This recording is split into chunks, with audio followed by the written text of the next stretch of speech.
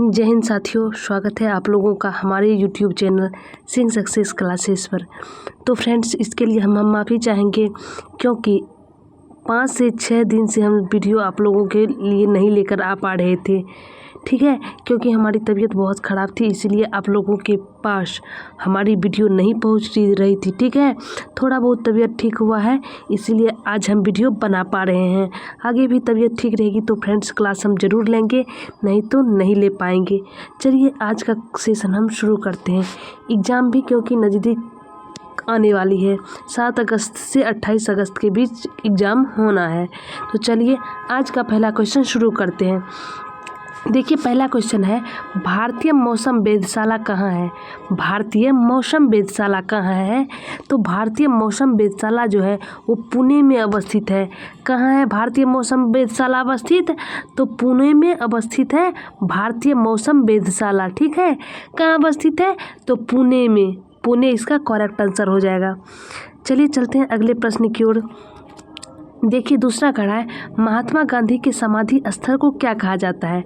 महात्मा गांधी के समाधि स्थल को राजघाट कहा जाता है। क्या कहा जाता है फ्रेंड्स? महात्मा गांधी के समाधि स्थल को तो राजघाट। इससे जुड़े हुए फैक्ट को भी समझते हैं, ठीक है। विजय घाट किनका समाधि स्थल है? तो लाल बहादुर का है। किनका है? लाल बहादुर शास्त्री का जो समाधि स्थल है वो विजय घाट है। किनका है विजय घाट? तो लाल बहादुर का। किनका है? तो लाल बहादुर शास्त्री जी का विजय घाट। शांतिवन, शांतिवन किसका है? तो शांतिवन जो है वो पंडित जवाहरलाल नेहरू का समाधि स्थल है। किसका है शांतिवन? तो जवाहरलाल नेहरू का। और शक्ति स्थल, तो शक्ति स्थल इंदिरा गांधी का। किनका है? शक्ति स्थल इंदिरा गांधी का है, ठीक है। और एक सवाल और पूछा जाता है कि डॉक्टर भीमराव अम्बेडकर जो है उनका समाधि स्थल को क्या कहा जाता है? तो डॉक्टर भीमराव अम्बेडकर के समाधि स्थल को चैत्रा भूमि कहा जाता है। क्या कहा जाता है फ्रेंड्स? चैत्रा भूमि कहा जाता है। इन सभी बातों को भी आपको ध्यान में रखनी है। चलिए चलते हैं अगले प्रश्न की ओर। देखिए, अगला कड़ा है, प्रथम पंचवर्षीय योजना किस मॉडल पर आधारित थी? प्रथम याद रखना है कि यहाँ प्रथम पंचवर्षीय योजना की बात हो रही है। तो प्रथम पंचवर्षीय योजना जो है वो हेराल्ड डोमर के मॉडल पर आधारित थी। किसके मॉडल पर? तो हेराल्ड डोमर के। वही यदि कह देगा कि द्वितीय पंचवर्षीय योजना किस मॉडल पर आधारित थी, तो द्वितीय पंचवर्षीय योजना जो है वो पीसी महालनोबिस के मॉडल पर आधारित है। किसके मॉडल पर? तो पीसी महालनोबिस के मॉडल पर द्वितीय पंचवर्षीय योजना आधारित है। बट जो प्रथम पंचवर्षीय योजना है वो हेराल्ड डोमर के मॉडल पर आधारित है, ठीक है। तो इस बात को आपको याद रखनी है। तो सेकंड पूछेगा तो पीसी महालनोबिस और फर्स्ट पूछेगा तो हेराल्ड डोमर, ठीक है। चलिए चलते हैं अगले प्रश्न की ओर। देखिए, अगला चौथा नंबर प्रश्न क्या कह रहा है? कह रहा है, किसी देश की आर्थिक वृद्धि की सर्वाधिक उपयुक्त माप है। किसी देश की आर्थिक वृद्धि की सर्वाधिक उपयुक्त माप क्या होती है? तो सकल घरेलू उत्पाद उसका राष्ट्रीय माप होता है। क्या होता है? सकल घरेलू उत्पाद अर्थात जीडीपी ग्रॉस डोमेस्टिक प्रोडक्ट जिसे कहते हैं। चलिए चलते हैं अगले प्रश्न की ओर। देखिए फ्रेंड्स, इस सेट में हम टोटल 65 क्वेश्चन ऐड किए थे। कितने किए थे? टोटल 65 क्वेश्चन को हम बना पाए थे, लेकिन वीडियो ज़्यादा लंबा ना हो इसीलिए इस सेट पे हम 35 क्वेश्चन को ही लाए हैं। अगले हम कल देखेंगे 33 से 65 तक, ठीक है। इसमें आज 1 से 32 तक क्वेश्चन को देखेंगे। देखिए, 5वां नंबर का क्वेश्चन क्या कह रहा है? कह रहा है, जब कर संग्रह आवश्यक व्यय से अधिक हो जाता है, जब कर संग्रह आवश्यक खर्च से अधिक हो जाता है तो वह क्या कहलाता है? देखिए, कह रहा है जब कर का संग्रह जो है वो आवश्यकता से अधिक खर्च हो जाता है तो वह क्या कहा जाता है? तो अधिशेष बजट कहा जाता है। क्या कहा जाता है? अधिशेष बजट कहा जाता है, जब कर संग्रह आवश्यक व्यय से अधिक हो जाता है तो अधिशेष बजट कहलाता है। ऑप्शन डी करेक्ट हो जाएगा। चलिए चलते हैं अगले प्रश्न की ओर। देखिए, अगला 6ठा नंबर का क्वेश्चन कह रहा है, 1991 की एलजीपी रणनीति में एल का अर्थ क्या था? 1991 की एलजीपी रणनीति में एल का अर्थ पूछ रहा है कि एल का अर्थ क्या था? तो लिबरलाइजेशन था। क्या था? लिबरलाइजेशन था एल का अर्थ, ठीक है, क्या था, लिबरलाइजेशन। इस बात को याद रखना, तो ऑप्शन डी करेक्ट हो जाएगा। देखिए अगला 7वां नंबर का प्रश्न कर रहा है, धनात्मक ढाल की पूर्ति वक्र का कारक है। धनात्मक ढाल की पूर्ति वक्र का कारक है, कौन सा कारक है, तो ह्रासमान प्रतिफल। ये ऐसे सब प्रश्न सीधे पूछा जाते हैं, इस प्रश्न को सीधे याद रखना है। कह रहा है धनात्मक ढाल की पूर्ति वक्र का कारक क्या है, तो ह्रासमान प्रतिफल इसका कारक है, तो ऑप्शन सी करेक्ट हो जाएगा। चलिए चलते हैं अगले प्रश्न की ओर। देखिए आज का 8वां प्रश्न कह रहा है, लॉरेंज वक्र जितनी ही पूर्ण क्षमता रेखा के पास होगी, आय की विषमता उतनी ही क्या होगी। कह रहा है लॉरेंज वक्र जितनी ही पूर्ण रेखा के पास होती है, लॉरेंज वक्र जितनी ही पूर्ण क्षमता रेखा के पास होगी, आय की विषमता उतनी क्या होगी, तो आय की विषमता उतनी कम होगी। क्या होगी, आय की विषमता उतनी ही कम होगी जितना लॉरेंज वक्र क्षमता पूर्ण रेखा के पास होगी। ठीक है, तो विषमता उतनी कम होगी, ऑप्शन बी करेक्ट हो जाएगा। चलिए चलते हैं अगले प्रश्न की ओर। देखिए 9वां प्रश्न का है, केंद्रीय नारियल अनुसंधान संस्थान कहाँ है।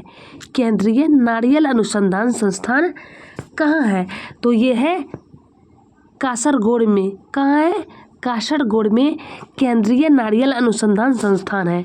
कहाँ है, कासरगोड में नारियल अनुसंधान केंद्र। चलिए चलते हैं अगले प्रश्न की ओर। देखिए 10वां प्रश्न क्या कह रहा है, राष्ट्रीय हथकरघा दिवस कब मनाया जाता है। राष्ट्रीय हथकरघा दिवस जो है वो 7 अगस्त को मनाया जाता है। कब मनाया जाता है, तो 7 अगस्त को राष्ट्रीय हथकरघा दिवस मनाया जाता है। ठीक है, चलिए चलते हैं अगले प्रश्न की ओर। देखिए 11वां नंबर का प्रश्न क्या कह रहा है, अब तक रेड क्रॉस को कितनी बार नोबेल पुरस्कार मिला है। अब तक रेड क्रॉस को कितनी बार नोबेल पुरस्कार मिला है, तो अब तक में जो है कुल 3 बार, कुल कितनी बार, तो कुल 3 बार रेड क्रॉस को नोबेल प्राइज दिया गया है। और कब कब दिया गया है, तो 1917 में दिया गया है, 44 में दिया गया है और 1963 में दिया गया है। ठीक है, कब कब दिया गया है रेड क्रॉस को नोबेल पुरस्कार, 1917 में, 1944 में और 1963 में। इन तीनों वर्षों में रेड क्रॉस को नोबेल प्राइज दिया गया है। ठीक है, कुल 3 बार दिया गया है रेड क्रॉस को नोबेल प्राइज। तो रेड क्रॉस दिवस कब मनाया जाता है, तो रेड क्रॉस दिवस 8 मई को मनाया जाता है। कब मनाया जाता है फ्रेंड्स, तो 8 मई को रेड क्रॉस दिवस मनाया जाता है। ठीक है, तो इसका ऑप्शन डी करेक्ट हो जाएगा।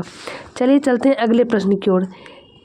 देखिए 12वां नंबर का प्रश्न क्या कह रहा है, 12वां कह रहा है, बस एक गतिशील बस में अचानक ब्रेक लग जाने से सवारी आगे की ओर झुक जाती है, यह किस नियम का पालन करता है। कह रहा है एक गतिशील बस में अचानक ब्रेक लगाने से सवारी आगे की ओर झुक जाती है, आगे जो झुक जाती है सवारी, यह किन वजहों से रुक जाती है, तो न्यूटन के प्रथम लॉ के कारण, न्यूटन के फर्स्ट नियम के कारण ही जो गतिशील बस में जो बैठे यात्री होते हैं वो अचानक आगे की ओर झुक जाते हैं। ठीक है, न्यूटन के प्रथम नियम को जड़त्व का भी नियम कहते हैं, इस बात को भी आपको याद रखना है, तो ऑप्शन ए करेक्ट हो जाएगा। चलिए चलते हैं अगले प्रश्न की ओर। देखिए अगला 13 नंबर का प्रश्न क्या कह रहा है, अल्फांसो किस फल की किस्म है।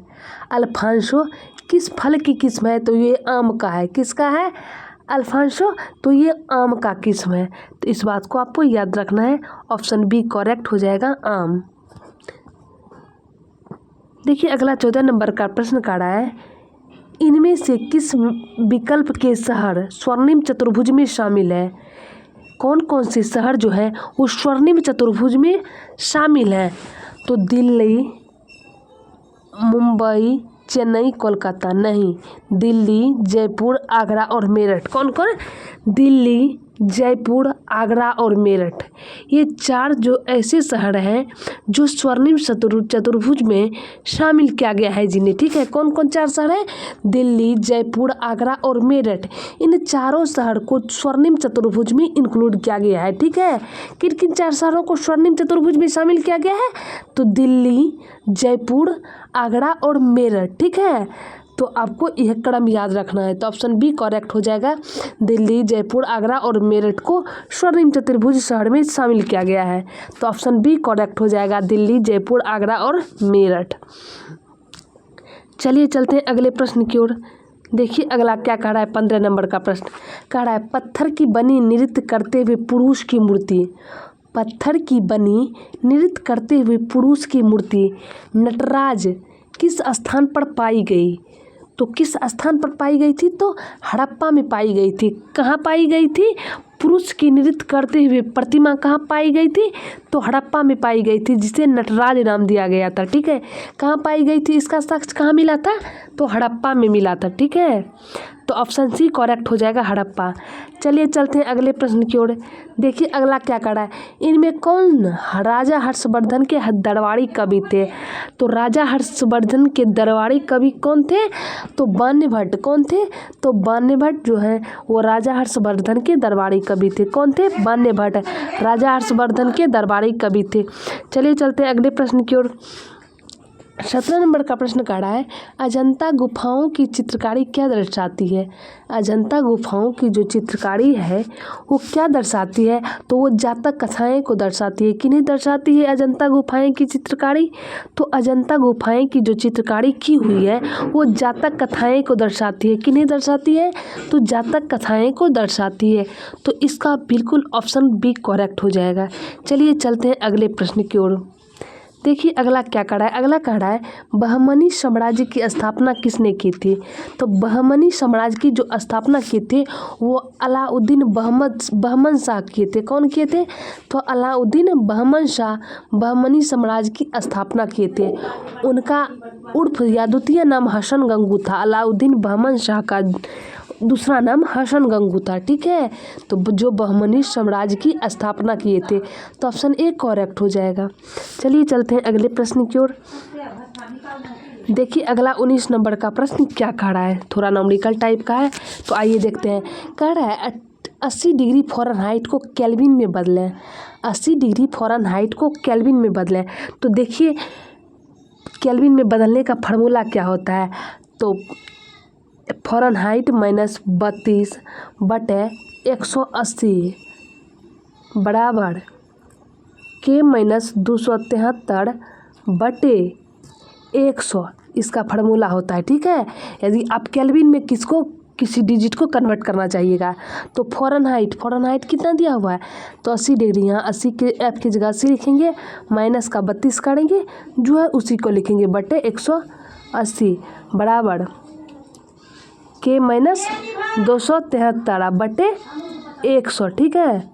273 बटे 100, तो 0 0 यहाँ काटेंगे। आगे तो फ्रेंड्स जगह नहीं है। यदि आप कैलकुलेशन करेंगे, यदि आप इसका कैलकुलेशन करेंगे तो 299.66 केल्विन इसका आंसर आएगा, ठीक है। आप रफ कॉपी में या किसी भी कॉपी में कर सकते हैं इसका आगे सॉल्यूशन, ठीक है। फार्मूला तो हम बता ही दिए, तो इसका आंसर करेक्ट हो जाएगा 299.66 केल्विन इसका करेक्ट आंसर हो जाएगा। चलिए चलते हैं अगले प्रश्न की ओर। देखिए 20 नंबर का प्रश्न कह रहा है, निम्न में से किसे विभाजित नहीं किया जा सकता है? तो विभाजित किसे नहीं किया जा सकता है? तो फोटोन को विभाजित नहीं किया जा सकता है। किसे विभाजित नहीं किया जा सकता है? तो फोटोन को विभाजित नहीं किया जा सकता है। तो ऑप्शन बी करेक्ट फोटोन हो जाएगा, ठीक है। चलिए चलते हैं अगले प्रश्न की ओर।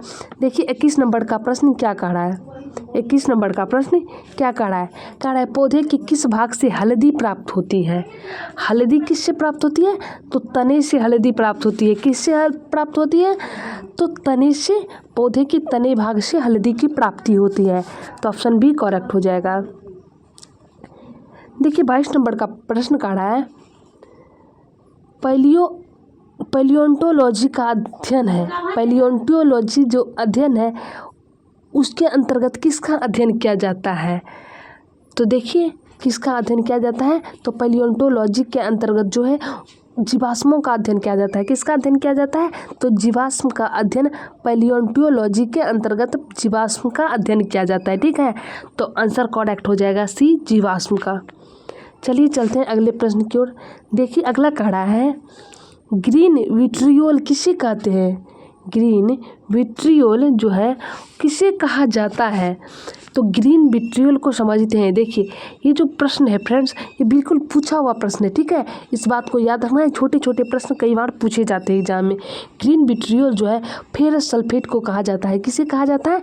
तो फेरस सल्फेट को ग्रीन विट्रियोल कहा जाता है। ठीक है, ferrous sulphate, option D correct हो जाएगा, फेरस सल्फेट। इस बात को आपको ध्यान रखनी है। देखिए 24 नंबर का प्रश्न कह रहा है लकड़ी का आयु ज्ञात करने के लिए सहायक है। तो लकड़ी का आयु जो ज्ञात करने के लिए कौन सहायक होता है? तो कार्बन 14। लकड़ी का आयु ज्ञात करने के लिए कार्बन 14 का उपयोग किया जाता है। किसका उपयोग किया जाता है? तो लकड़ी का आयु ज्ञात करने के लिए, तो लकड़ी का आयु ज्ञात करने के लिए कार्बन 14 का इस्तेमाल किया जाता है। तो ऑप्शन ए करेक्ट हो जाएगा, कार्बन 14। देखिए 25 नंबर का प्रश्न कह रहा है राष्ट्रीय ऊर्जा संरक्षण दिवस कब मनाया जाता है? राष्ट्रीय ऊर्जा संरक्षण दिवस जो है वो 14 सितंबर को मनाया जाता है। कब मनाया जाता है फ्रेंड्स? राष्ट्रीय ऊर्जा संरक्षण, तो राष्ट्रीय ऊर्जा संरक्षण दिवस 14 सितंबर को मनाया जाता है। ठीक है, तो इस बात को भी आपको याद रखनी है कि राष्ट्रीय ऊर्जा संरक्षण दिवस 14 सितंबर को मनाया जाता है। तो ऑप्शन ए करेक्ट हो जाएगा। देखिए 26 नंबर का प्रश्न कह रहा है चिकित्सा के क्षेत्र में पहला नोबेल पुरस्कार, चिकित्सा के क्षेत्र में पहला नोबेल पुरस्कार 1901 में डैश के टीके की खोज के लिए क्या गया था या दिया गया था? कह रहा है चिकित्सा के क्षेत्र में पहला नोबेल पुरस्कार 1901 में डैश टीके की खोज के लिए दिया गया था। तो पहला जो पुरस्कार है 1901 में जो दिया गया नोबेल, वो डिप्थीरिया के टीके की खोज के लिए दिया गया। किसके टीके के लिए? तो डिप्थीरिया के टीके की खोज के लिए पहला नोबेल प्राइज 1901 में दिया गया, डिप्थीरिया के टीके की खोज के लिए। तो ऑप्शन ए करेक्ट हो जाएगा। चलिए चलते हैं अगले प्रश्न की ओर।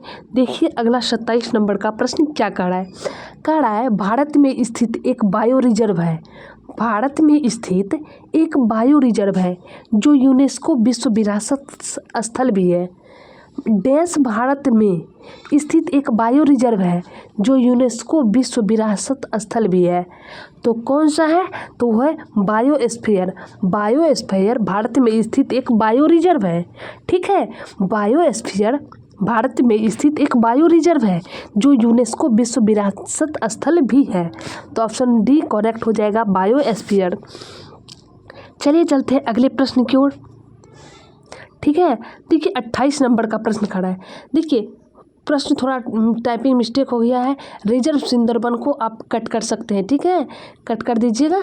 रिजर्व सुंदरबन सिर्फ करा है जियो, वो सिम की बात नहीं हो रहा है यहाँ, जी से वो जियो JIO जियो होता है, यहाँ GEO का है। GEO का पूर्ण रूप क्या है? तो GEO का पूर्ण रूप पूछ रहा है। तो क्या होता है? जियो स्टेशनरी अर्थ ऑर्बिट होता है। क्या होता है? जियो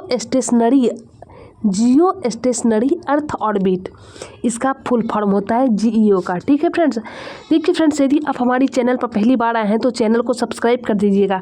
प्लीज़ क्लास को लाइक शेयर ज़रूर कर दीजिएगा और कमेंट करना मत भूलिएगा। ठीक है, क्योंकि हर एक कमेंट से ही मोटिवेट हम लोग होते हैं।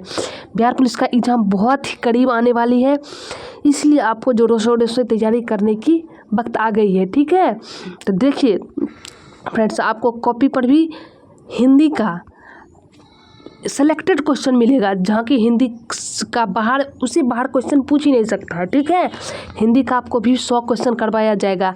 कॉपी पर आपको क्वेश्चन मिलेगा, ठीक है, जो उससे बाहर पूछ ही नहीं सकता है। आपको बिल्कुल सेलेक्टेड क्वेश्चंस देंगे। चलिए अगला प्रश्न देखिए 29 नंबर का क्या कह रहा है? कह रहा है अग्निद्वितीय क्या है? अग्निद्वितीय क्या है? तो यह एक मध्यवर्ती दूरी का बैलिस्टिक मिसाइल है। अग्निद्वितीय क्या है? तो अग्निद्वितीय जो है यह एक मध्यवर्ती दूरी का बैलिस्टिक मिसाइल है। क्या है अग्निद्वितीय? तो एक मध्यवर्ती दूरी का बैलिस्टिक मिसाइल होता है। तो ऑप्शन ए करेक्ट हो जाएगा। चलिए चलते हैं अगले प्रश्न की ओर। देखिए 30 नंबर का प्रश्न कह रहा है कंप्यूटर शब्दावली में निबल को डैश भी कहा जाता है। कंप्यूटर शब्दावली में निबल को डैश भी कहा जाता है। तो कंप्यूटर शब्दावली में देखिए निबल को क्या कहा जाता है? तो आधा बाइट कहा जाता है। क्या कहा जाता है? तो आधा बाइट कहा जाता है। कंप्यूटर शब्दावली में निबल को क्या कहा जाता है? तो आधा बाइट। ऑप्शन सी करेक्ट हो जाएगा, आधा बाइट। देखिए 31 नंबर का क्वेश्चन क्या कह रहा है? कह रहा है निम्नलिखित में कौन एक कंप्यूटर एप्लीकेशन सॉफ्टवेयर है? निम्नलिखित में कौन एक कंप्यूटर एप्लीकेशन सॉफ्टवेयर है? तो कौन सा है? जावा तो नहीं, विजुअल बेसिक तो नहीं, वर्ड प्रोसेसर। कौन सा है? Word processor. वर्ड प्रोसेसर जो है वह एक कंप्यूटर एप्लीकेशन सॉफ्टवेयर है। क्या है? वर्ड प्रोसेसर क्या है? तो एक कंप्यूटर एप्लीकेशन सॉफ्टवेयर है जो वर्ड प्रोसेसर। ऑप्शन आपको याद रखनी है, ऑप्शन सी बिल्कुल करेक्ट हो जाएगा। वर्ड प्रोसेसर जो है वह एक कंप्यूटर एप्लीकेशन सॉफ्टवेयर है। चलिए चलते हैं आज का लास्ट क्वेश्चन। देखिए लास्ट क्वेश्चन क्या कह रहा है? कह रहा है माइक्रोसॉफ्ट ऑफिस में कौन सी फंक्शन की प्रिंट प्रीव्यू विंडो प्रदर्शित करती है? माइक्रोसॉफ्ट ऑफिस में कौन सी फंक्शन की प्रिंट प्रीव्यू विंडो प्रदर्शित करती है? तो कंट्रोल जो प्लस F2 जो है वो प्रिंट रिव्यू प्रदर्शित करता है। प्रिंट रिव्यू विंडो प्रदर्शित करता है कंट्रोल प्लस F2। तो इस बात को आपको याद रखनी है, ठीक है। तो आज का क्वेश्चन यहीं समाप्त होता है 32 तक। कल 33 से 65 तक आपको क्वेश्चन मिलेगा, ठीक है। तो आज के लिए इतना ही, मिलते हैं नेक्स्ट प्रैक्टिस सेट में। जय हिंद, जय भारत।